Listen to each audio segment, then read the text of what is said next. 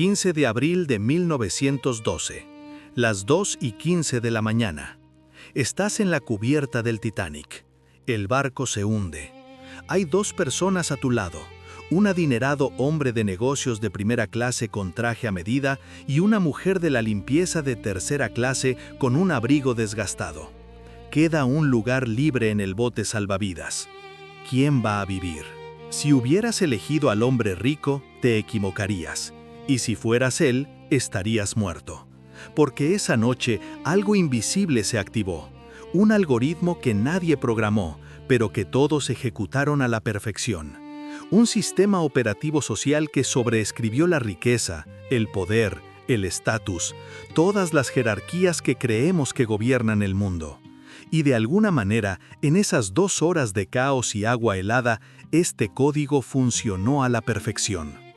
Esto es lo que lo hace inquietante.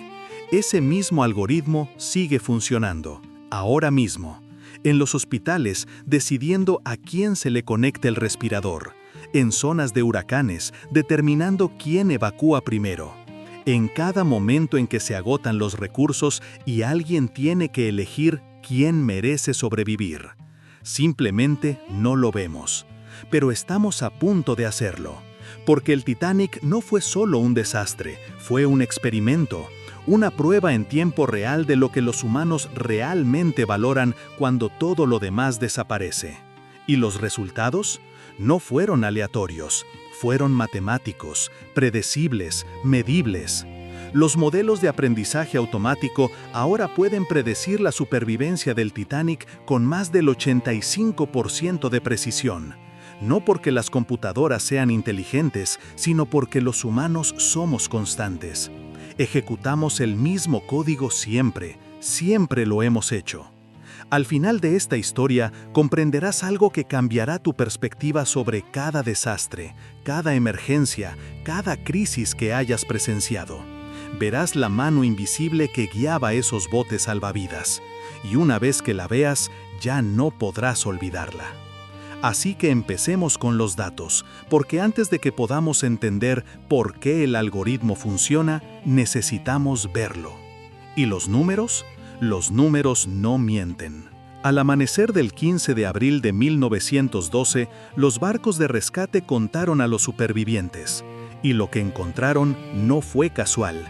Era un patrón tan preciso que parecía programado. Mujeres, 74% sobrevivieron. Hombres, 20% sobrevivieron. Piensa en esa proporción. 3 de cada 4 mujeres lo lograron. 1 de cada 5 hombres. No es una diferencia pequeña, es sistemática. Pero aquí es donde la cosa se pone extraña. Los niños, las personas más vulnerables de ese barco, tenían una tasa de supervivencia del 52%, justo en el medio, mejor que los hombres, peor que las mujeres. Aunque uno pensaría que mujeres y niños recibirían el mismo trato, no fue así. El algoritmo era más específico. Ahora bien, si esto se tratara solo de vulnerabilidad, de salvar a los más débiles, cabría esperar que los ricos protegieran a los suyos, ¿no? Pasajeros de primera clase ayudando a pasajeros de primera clase. Los ricos usando sus recursos y conexiones para sobrevivir. Así funciona el mundo, así ha funcionado siempre. Excepto que esa noche no fue así. Las mujeres de tercera clase, las más pobres del barco, tenían una tasa de supervivencia del 46%. Los hombres de primera clase, los más ricos y poderosos del mundo, tenían una tasa de supervivencia del 32%. Léelo de nuevo. Las mujeres pobres sobrevivieron a los hombres ricos. Una señora de la limpieza en tercera clase tenía más posibilidades que un empresario millonario en una suite de lujo. La jerarquía social que regía cada momento de la vida a bordo, quién comía dónde, quién caminaba dónde, incluso quién hablaba con quién, se invirtió por completo cuando empezaron a cargar los botes salvavidas. Esto no es una historia, son datos. Datos fríos, contundentes e irrefutables. Cuando los investigadores incorporaron esto a modelos de aprendizaje automático, intentando predecir quién vivía y quién moría, encontraron algo sorprendente. Los algoritmos seguían ofreciendo la misma respuesta. El género fue el factor predictivo principal, no la clase social, ni la edad, ni la ubicación de la cabina, ni el precio del billete. Ser mujer aumentaba la probabilidad de supervivencia más que cualquier otro factor. La clase del billete quedó en segundo lugar. Estar en primera clase ofrecía mejores posibilidades que en tercera, pero solo dentro del mismo género. Las mujeres de primera clase tenían las mejores posibilidades. Las mujeres de tercera clase seguían teniendo mejores resultados que los hombres de primera clase. Los modelos alcanzaron una precisión del 80 al 85%. Esto significa que, de cada 100 personas, la computadora pudo predecir correctamente 85 sobrevivientes basándose en tan solo unos pocos datos. Piensen en lo que eso significa. No fueron decisiones conscientes contabilizadas, fueron decisiones instantáneas tomadas por cientos de personas diferentes en la oscuridad, en el frío glacial, aterrorizadas. Tripulantes dirigiendo el tráfico, oficiales manejando los botes salvavidas, pasajeros decidiendo si avanzar o retroceder. Y sin embargo, el patrón era tan consistente, tan confiable, que una computadora podría aplicar ingeniería inversa a las reglas. Eso no es caos, es código ejecutándose. Pero esto es lo que las cifras no nos dicen. ¿Por qué? ¿Por qué surgieron estos patrones? ¿Por qué hombres adultos, hombres poderosos, se alejaron de los botes salvavidas? ¿Por qué los oficiales aplicaron normas que los condenaron a muerte? Las estadísticas nos muestran el qué, demuestran que el algoritmo existe, pero los datos no explican el comportamiento humano. Para eso necesitamos profundizar. Necesitamos mirar el código en sí, de dónde proviene y por qué se ejecutó tan perfectamente esa noche. Para entender lo que ocurrió en el Titanic, necesitamos remontarnos mucho tiempo atrás, antes de los barcos, antes de la civilización, al código evolutivo inscrito en el comportamiento humano hace millones de años. He aquí la incómoda verdad biológica: los hombres son prescindibles. No moralmente, no éticamente, sino matemáticamente. Desde un punto de vista evolutivo, se necesitan muchos menos machos que hembras para mantener una población. Un macho puede fecundar a docenas de hembras, pero cada hembra solo puede producir un número limitado de crías a lo largo de su vida.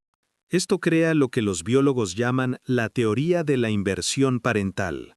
Las hembras invierten más en la reproducción, embarazo, lactancia, cuidado de los hijos. Los machos compiten por el acceso a las hembras. Esta competencia implica una mayor variabilidad en el éxito reproductivo masculino. Algunos machos se reproducen mucho, muchos no se reproducen en absoluto. La matemática es brutal pero simple. Una población puede perder el 80% de sus machos y recuperarse en una generación. Si pierde el 80% de sus hembras, se enfrenta a la extinción. A la evolución no le importa la justicia, le importa lo que funciona. Y lo que funciona es proteger el potencial reproductivo, lo que implica priorizar a las mujeres y a los niños. Esto no es solo teoría, se refleja en desastres a lo largo de la historia. Tsunamis, terremotos, hambrunas, las mujeres y los niños muestran consistentemente mejores tasas de supervivencia cuando las estructuras sociales se mantienen.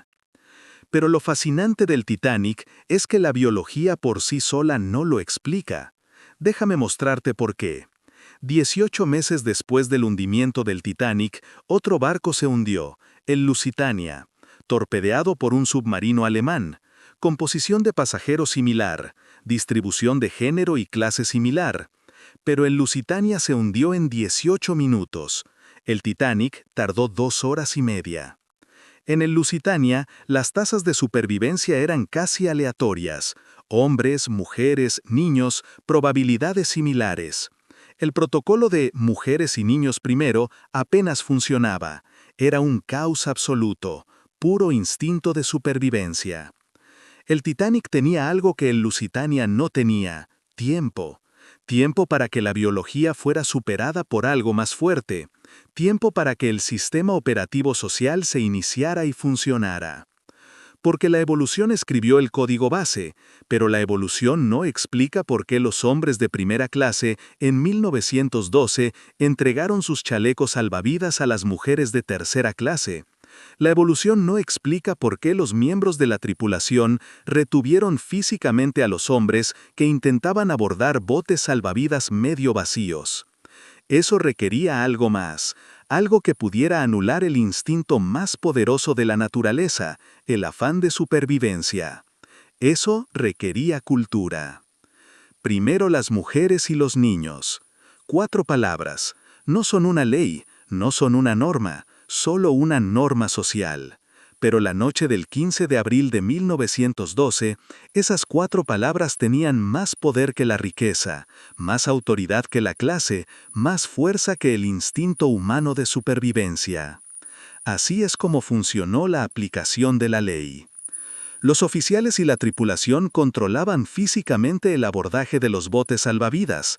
Se situaban en los pescantes con autoridad, a veces armados, indicando quién podía acercarse. Llamaban a las mujeres y a los niños. Contenían físicamente a los hombres, incluso a aquellos cuyas familias estaban abordando. Los pasajeros lo reforzaron mediante la presión social. Los hombres que intentaban avanzar eran humillados por otros hombres. Las mujeres que dudaban eran impulsadas a avanzar por la multitud. El contrato social se volvió autoimpuesto. Y, crucialmente, los hombres lo interiorizaron. No solo obedecieron, sino que creyeron. Habían sido criados toda su vida con historias sobre el honor, el deber y el sacrificio, sobre lo que significaba ser hombre. Cuando llegó el momento, esa programación se activó. Esto es lo que los sociólogos llaman masculinidad hegemónica, el guión cultural que dice que los hombres de verdad protegen a las mujeres y a los niños, incluso a costa de sus propias vidas. Se refuerza en cada historia, cada expectativa, cada lección sobre qué hace a alguien digno de respeto. En el Titanic, ese guión funcionó a la perfección. Piensa en el tiempo transcurrido, 2 horas y media desde el impacto hasta el hundimiento. Son 150 minutos para que las normas sociales anulen el pánico biológico.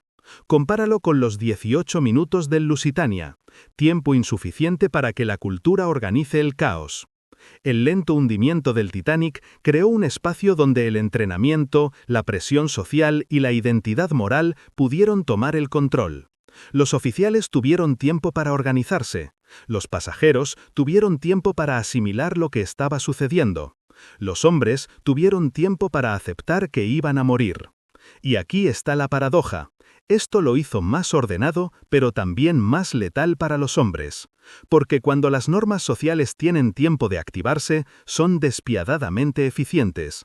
Los hombres de primera clase, a pesar de tener camarotes cerca de la cubierta, riqueza y contactos, tenían una tasa de supervivencia del 32%, menor que la de las mujeres de tercera clase, con un 46%. Existían privilegios de clase. El diseño del barco permitía a la primera clase acceder mejor a los botes salvavidas. La comunicación les llegaba más rápido. Pero las normas de género prevalecían sobre los privilegios de clase. El dinero de un hombre rico no le permitía comprar un asiento reservado para una mujer pobre. No se trataba de héroes y villanos, era una ejecución de código a nivel social. La mayoría de los hombres que se quedaron no tomaron una decisión consciente. Seguían un guión que habían ensayado toda su vida sin saberlo. La cultura los había programado. Y cuando llegó la crisis, el programa funcionó. Pero aquí está la pregunta que nadie se hace. ¿Es este buen código? ¿Deberíamos seguir usándolo? ¿Por qué ese algoritmo de 1912 sigue vigente? Avanzando rápidamente hasta hoy. COVID-19. Hospitales desbordados. No hay suficientes respiradores. ¿Quién necesita uno? Huracán Katrina. Órdenes de evacuación emitidas. Transporte limitado. ¿Quién sale primero?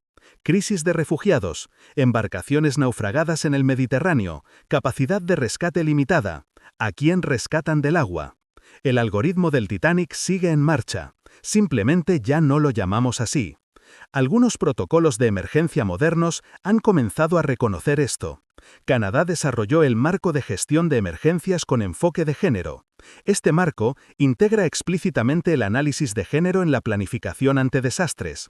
Reconoce que las mujeres, los niños, las personas mayores y los grupos marginados enfrentan diferentes vulnerabilidades y necesitan apoyo específico.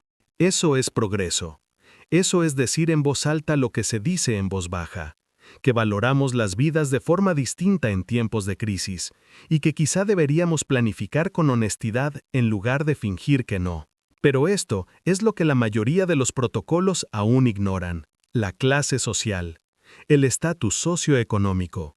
Las mismas desigualdades estructurales que llevaron a los pasajeros de tercera clase a las cubiertas inferiores del Titanic aún dejan a los barrios pobres en zonas inundables, a las comunidades marginadas en desiertos alimentarios, aún determinan quién tiene coche para evacuar y quién espera un autobús que nunca llega. Hemos mejorado un poco en reconocer el género.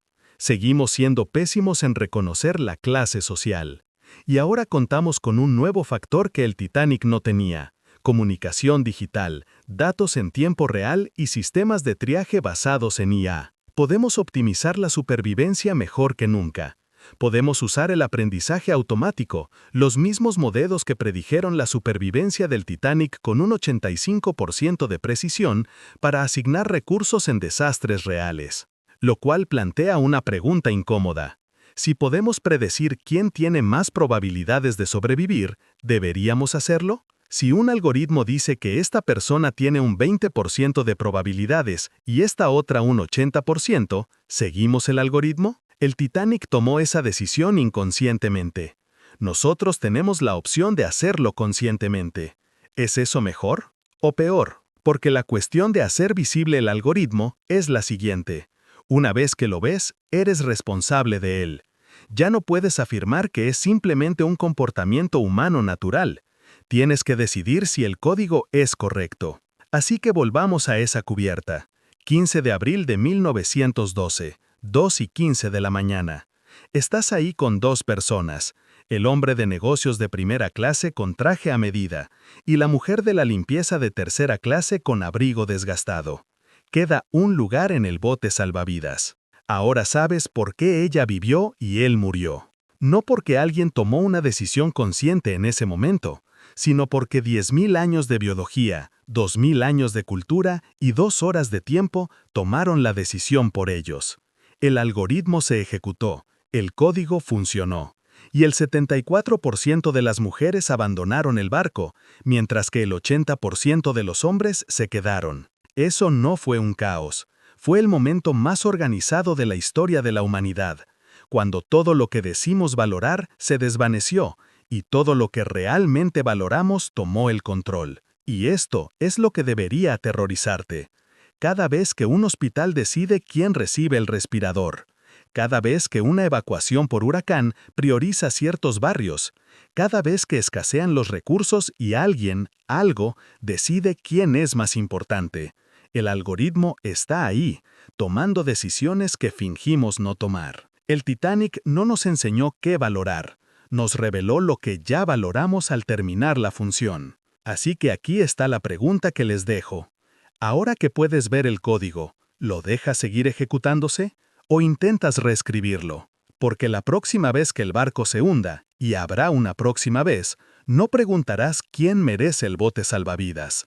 Te preguntarás quién programó el algoritmo. Si estás listo para descubrir el código oculto que se esconde tras todo lo que creías entender sobre la naturaleza humana, suscríbete, porque esto es solo el principio.